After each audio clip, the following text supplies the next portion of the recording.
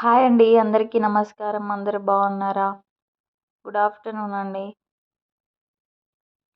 నోటికి ఏదైనా రుచిగా పచ్చడితో తినాలి అని అనిపించినప్పుడు, చాలా ఈజీగా అయిపోయేలా ఈ విధంగా నేను చూపిస్తున్నట్టుగా పచ్చడి చేసుకోండి. చాలా బావుంటుంది.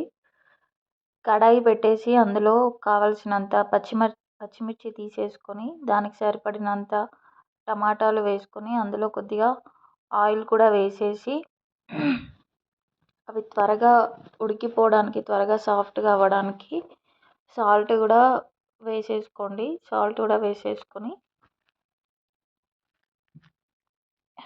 మీడియం ఫ్లేమ్‌లో పెట్టుకొని ఉడికించుకోవాలి. టేస్ట్ అంతా కూడా మనం ఉడికించుకునే విధానంలోనే ఉంటుందండి. హైలో పెట్టకుండా మీడియంలో పెట్టేసి ఉడికిస్తే బాగుంటుంది. ఇందులోనే కొద్దిగా కొత్తిమీర కూడా వేసేసి చక్కగా మూత పెట్టేసి సాఫ్ట్‌గా అయ్యేంత వరకు మీడియం ఫ్లేమ్‌లో ఉడికించాలి.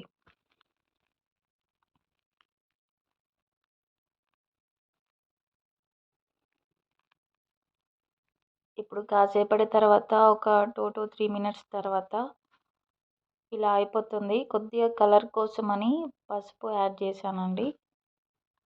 మీకు నచ్చితే వేసుకోవచ్చు, లేదంటే లేదు. అది ఆప్షనల్ అండి. పసుపు వేసేసి కలుపుకోవాలి. కానీ పచ్చడి మాత్రం చాలా బాగుంటుందండి. ఒక్కసారి ట్రై చేసి చూడండి. నోటికి ఏది రుచిగా అనిపించినప్పుడు ఈ విధంగా పచ్చడి చేసుకొని తింటే కూడా వేడి వేడి అన్నంలోకి చాలా బాగుంటుంది. అది మొత్తం చల్లారిన తర్వాత మిక్సీలో వేసేసుకొని అందులో జీలకర్ర, వెల్లుల్లిపాయలు వేసేసుకొని గ్రైండర్ పట్టేసేయాలి. ఆ తర్వాత ఇందులో ఆనియన్స్ వేసి పచ్చడిలో మొత్తం కలిపేసుకోవాలి. ఇప్పుడు ఈ పచ్చడిని వేడి వేడి అన్నంలోకి వేసుకొని తింటే చాలా బాగుంటుంది. వీడియో నచ్చితే లైక్ చేయండి.